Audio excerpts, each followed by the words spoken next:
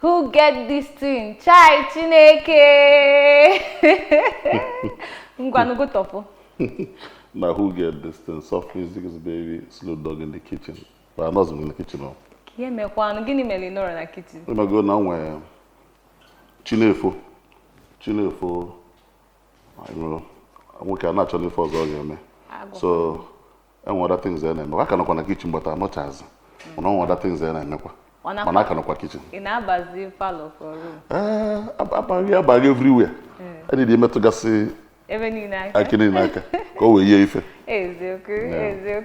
Oh, Muna, okay, OG. Odogu na music created that. That is very, very Odogu. OG before Facebook and to go. Go. Before TikTok, after everything. TikTok about Onyaka. It's a water.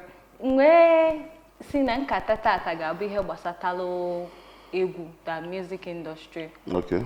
Ibugo akoche. Okay. Agba akoche. As in Obom Nanchi, I want to go.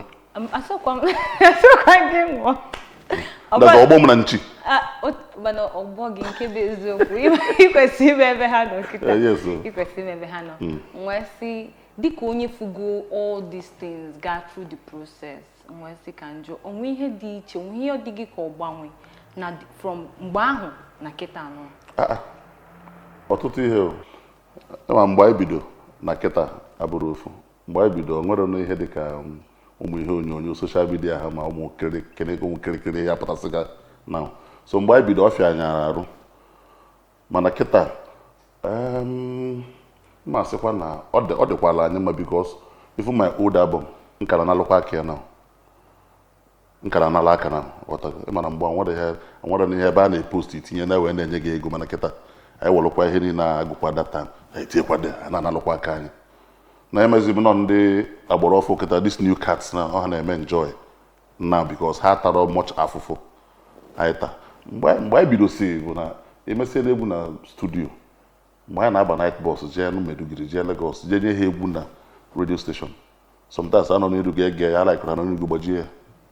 Yes, now. Baji, we have them. Yes, now. Say now, they had the can do it, but when all the work. What I know, you refer. So I'll fight us at that time. Man, I can't take a room, maybe in a Buteligi studio. You record you just think on a phone. In Alobaka. So I allow. I conquer. Manudod. About him, and oh, and then many to go. I'm working in the fresh bread and tata now. Today's bread. So, I know what. In a man can in a man, this center, Imania showbiz. Showbiz. Or a half, Kaili. We keep up a big attack, but I'm up at the quiet catch up on the quaka, the woo. Okay, the Kamoke.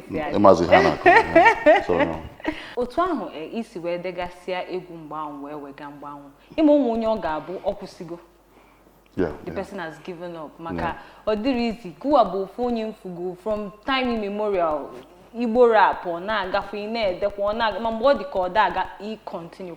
When I see Kedi Henny Ginyabo strength, I'm an check, and I and Azona, the phone on what he has, and then when they call, and what the clarion call, like a reverend father, and when they call Obia, a Chatariana, or the Ganaro, maybe because, first of all, about everybody got like again. About your ego, even some people know today. Okay, just like Drake, na Kendrick, what I go, now. That's not like us, I want Kendrick to go, but everybody like here. But I do so again, one attack. So that's why I got about my CD, but I'm a mango. Okay, I'm proud of Igbo on Igbo. Why? Because so in a son Igbo culture like Igbo, Igbo a trillionaire. It go too much. Man, the Igbo like Yagi. Even half of the Igbo know what like Yagi. It's a big. So more probably pure English and I'm hip hop. We don't do hip hop. I'm a commercial na Zwafia. That more Nyafia. And no marketing can go to school. So okay the coyade. Okay be a kizo. Okay be a kizo. Yes. If you are wear better. Udo. Nke bezo kubuna anyi na aja gi ike.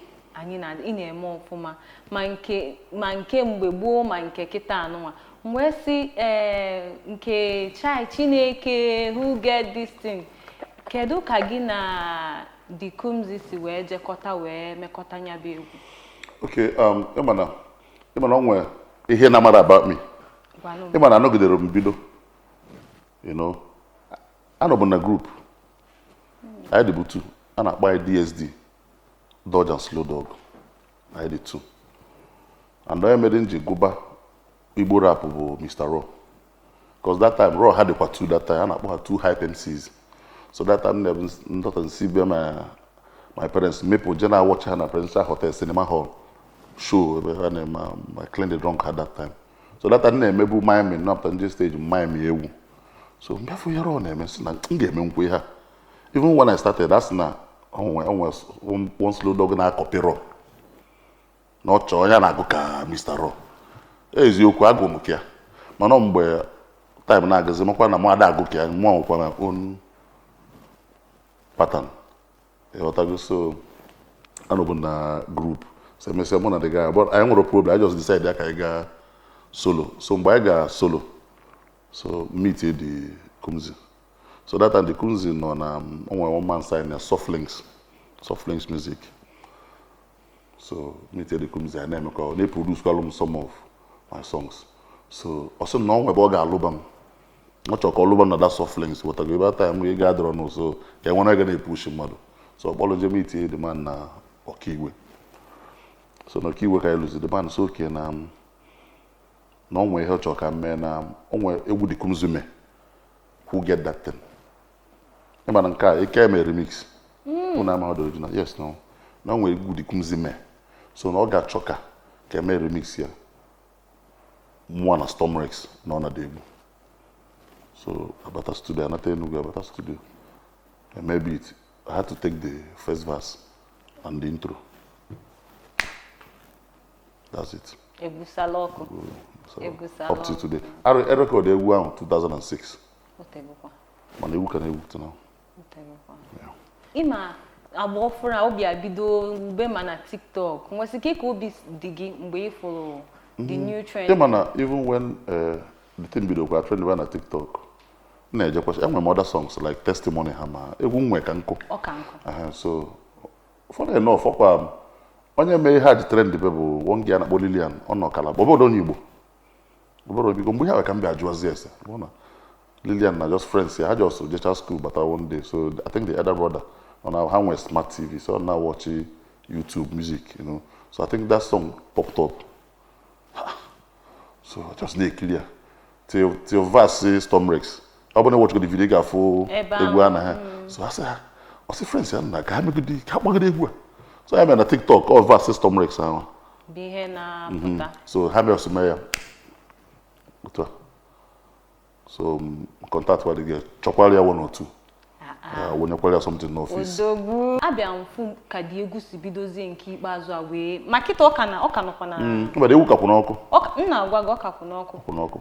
Ịma inwe egwu ọfụ ime kịta anụ a.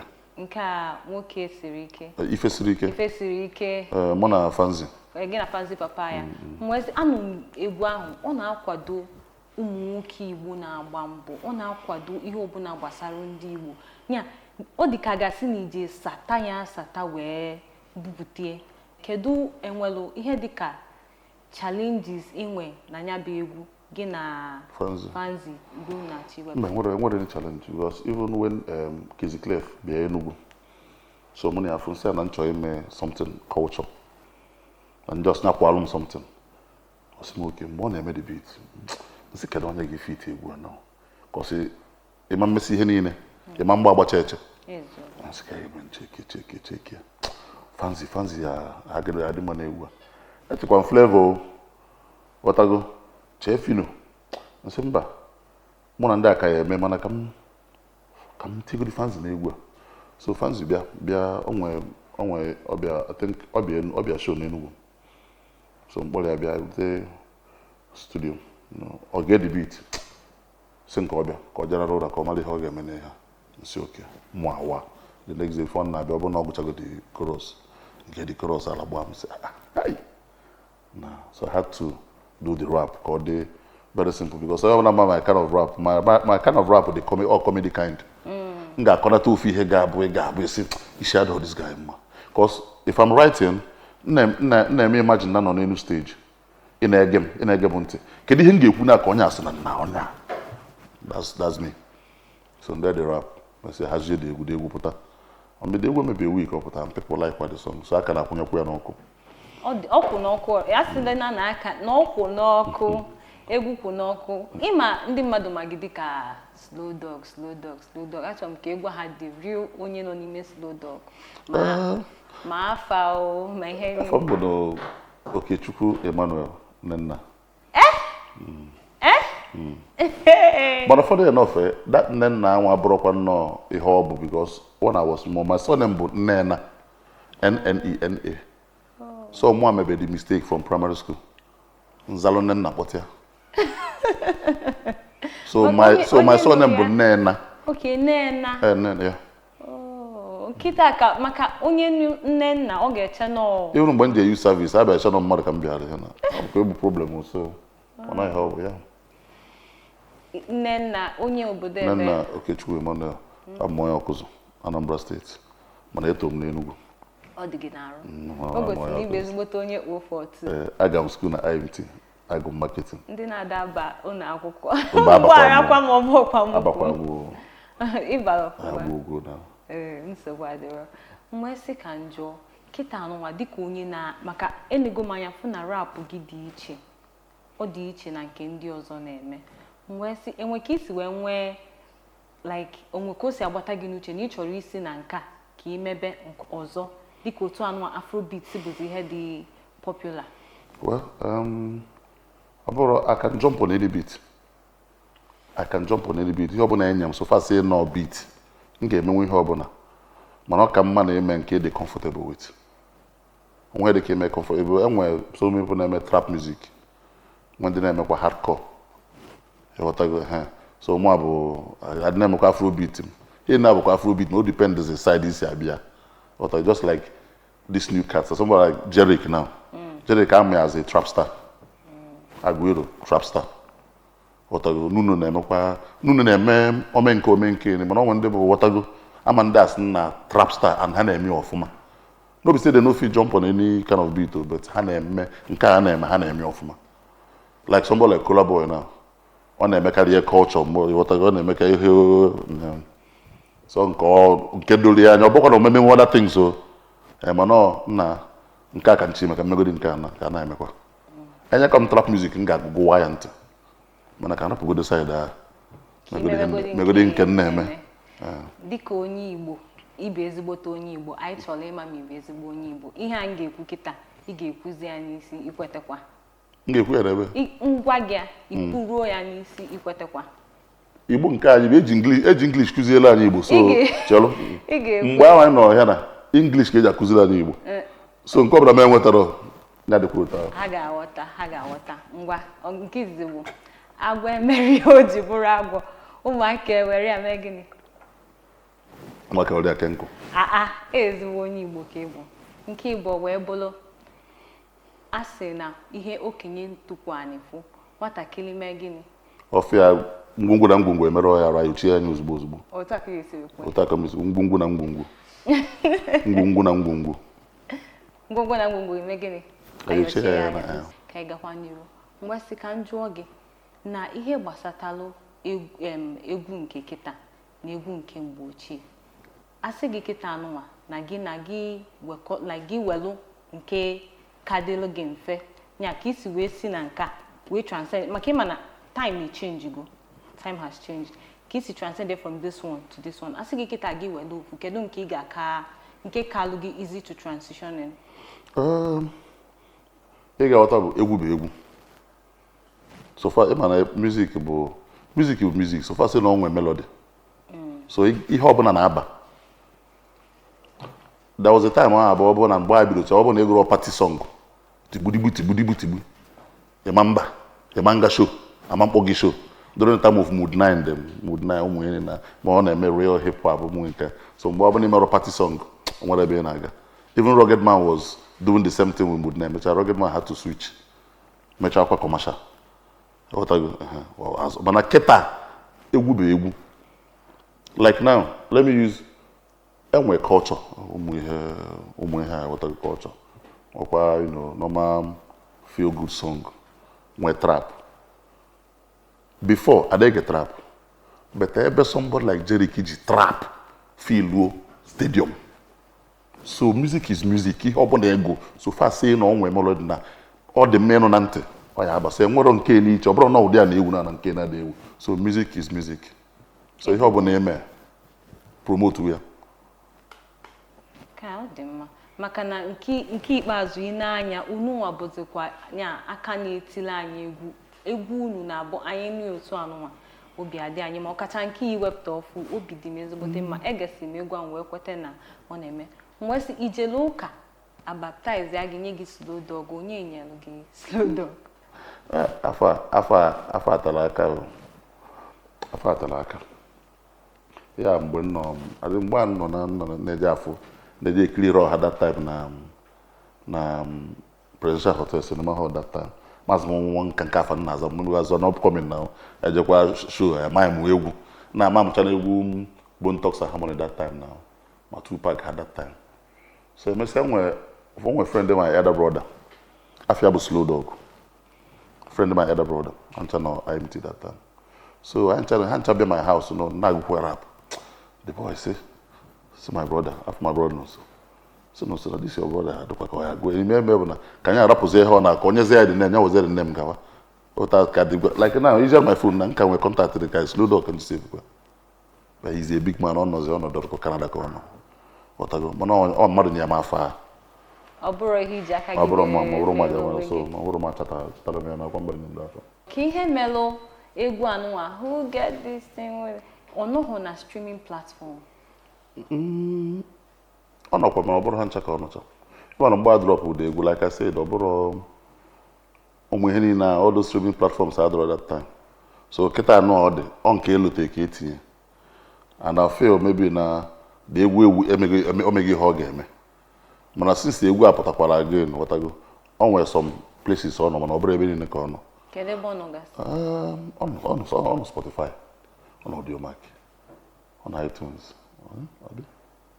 Spotify Audiomack na iTunes ka ọ nọ na ya kịta dịka an Igbo artist ọ dịgịkọ maka na ị na-agụ Igbo rap don't get me wrong maka na ị na-agụ Igbo rap Melo igabero like maybe international dịka isi kwesịrị ịga mba ọ bụrụ ya other people gago international na-agụ Igbo like somebody like Fino now Flavor ndị agachaghị international ha na-asụ Igbo mba Igbo so olu gị ịgaba so we'll keep pushing so na ebe onye iwe na-agụ Igbo nwere ihe o mindere anything yotago we'll keep pushing ana m afụ ọtụtụ egwu gị na ma ọja adịla Igbo mee ma nke anụnwa email ọfụrụ enwe ike inyeta a bit freestyle na nke egorọkụ nwanne afọ iri ofe emetekwa ogari o dipendekwa odo fọbụ ichele gosi ma ọtazi otu ọbụla ụwa si edebe iru nwanne a ga na-ahazi onye m ihe ọbụla itinyere aka ọ ga na-agazi ọ bụrụ aji ife ma mpụta ike ka biksi na ada ntata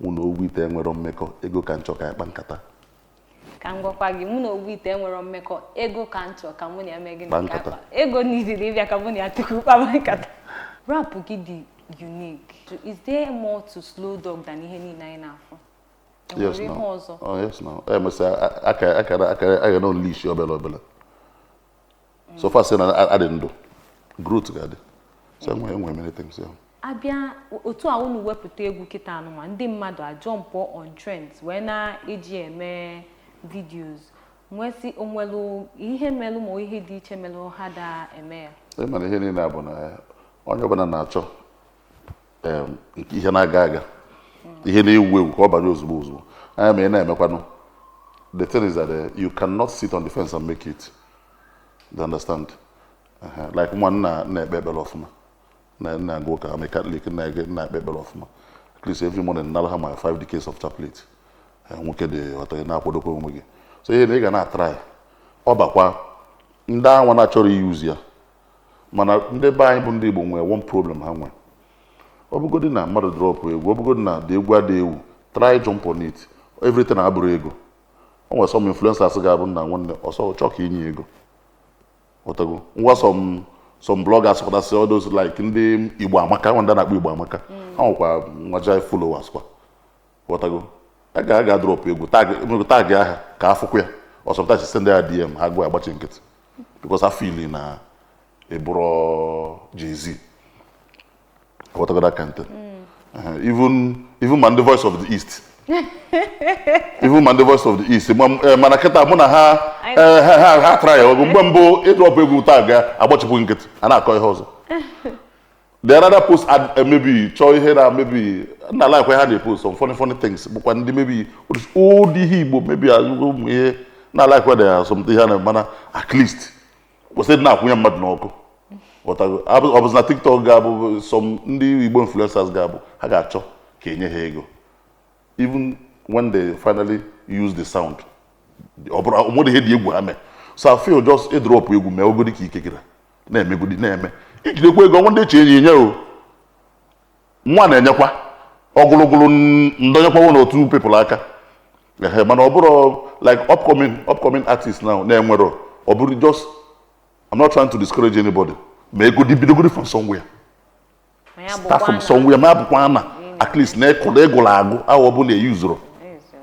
Whatever. So onya ndị ba anyị nwekwara akpọ dịkwa ba anyị too much sha. Akpọ dịkwa ba anyị too much even some radio stations ga-abụ na drop from new jam na aga chọka itinye kwa one or two. Whatever. A na-emekwa mana ọ bụrụ ozi no at least bidogori something lụagodo ọlụ. Mana nke a bụ ego ebulu ụzọ ị na-agwa m na ndị a nwe na-akpọ mebi Davido drop egwu na ama ya drop egwu onwe mara mma onwe ha na-enye ha mana at least meji apụtasị na anọ ndị Yoruba nwe music industry because I feel na ọ dị ka ha ka enyere onwe ha aka na ndị be anyị. Ama na epost ya people ndị mmadụ ga-asị ehe Slowdog na-ekwu ka onye nyegoro aka ama na a ga-ekwu ya. The thing is that m ka na-enyere onwe m aka and I nwere so many upcoming mmadụ a na-ego na jump on their song so ya bụgodo enough aka. So don't come to me say mmadụ one ka nye ga go many people aka by featuring. Mana ndị be anyị nwere akpụ especially ndị nọ na mgbago ha nwere nnukwu akpụ. Even some stations dị na Lagos sef ịbata de ịma na onye a bụ onye Igbo ọsụba gị Yoruba. Ndị be anyị nwe ka asị m mana so I think it's high time na stopụrụ ihe a. Igbo bụkwa na Igbo anya m njikwa egwu a ndị Igbo na-eme Ife Sirike and we don't settle for less. Kama ifi ga-agba na adịghị igburu ọdụ dị ya. So ka emekana ka ndị Igbo a ka emekana ka ndị Igbo a ya na-agbakasị mmadụ arụ. Ka isi wee fụ entertainment industry n'ala Igbo na East and okay. Well, I feel ịma mgbe Enugu bụ capital of music after Lagos nweta Enugu ọ dị ka anọta ọ dị ka ihe niile na-apụkwa mana kịta ọ na-achịtego back all thanks to all these young boys Jerick them those guys are doing very well. Jerick them, Aguero them, collaborate them, you know. So Enugu anachitego Enugu anachitego fully and funny enough able upcoming in egwu so na Enugu a in egwu so na Enugu a dịka egwu gị na egwu so na Enugu a ibe millionaire because every gig everybody wants to see you. So you start from somewhere. Ọ bụrụ iwu na ihe je gidi wia ọ mgbe anyị bidocha bụ maybe na ọ bụrụ na Lagos ma mblo ọ bụrụ na Lagos ma mblo ndị na ndị jekwa ya je mụ anọkwala ịma asị na onwe ihe na-ekwu na you cannot make it ịnọ na your comfort zone. You have to leave your comfort zone. Mgbe mbụ ọ bụrụ kịta ihe eme ikwu ya nọ ya comfort zone ihe je bili na gota ka ọ bụ na ata ma afọ mgbe mbụ ọ bụrụ na you can make it anyway so far say na put in work na ekpekwa ekpele so nwere mụ akwechiri na mụ obodo aka mbi isi m ebe a ga show outside Nigeria si ebe a ga show na Lagos nwa natakwa akwụọ m ụgwọ mbatakwa paaki kwa be m na-emekwa ihe na-eme so ọ bụrụ iwu okay now most of ndị Lagos a now ịma mmadụ ole na-achị ime show na ka esi na-abịa ime show na Enugu Davido Enugu nke ọ na-abịa ime show na Enugu I think on the 20th of April make I no mistake date but ọ na-abịa ime show na Enugu and all thanks to ihe Jerike ha mecha. How many of them no Lagos ahụ ga-feel stadium? So Igbo nwere Enugu nwere ya. So ha bịawazie. Enwe ihe melụ iji wee nọdụ, onwe ihe iji aka dịka ime ka ọ bụ na enwere nwaanyị na-anụ ma ọ bụ family na ezinụlọ business. Or business. Enwe other business na-eme mana ọ bụrụ ya ọ dị issue. Achọrọ m ibi na Lagos, achọrọ m ibide. Alakọrọ m obodo ahụ. Obodo onye na-agasi ike. Kidi kpọkwude were na-ebe anyị. Anyị abịago na njedebe kparịta ụka nke tata. Onye mụ na ya ka nọkwa bụ Slowdog in the kitchen. In the kitchen. Also, nọọsụ na kitchen. Okay, ekweghị n'water. Nọọsụ na parlor and room, plenty places. So sonyekwara na anyị oge ọzọ. Sonyekwara na Slowdog. Ka emesịa.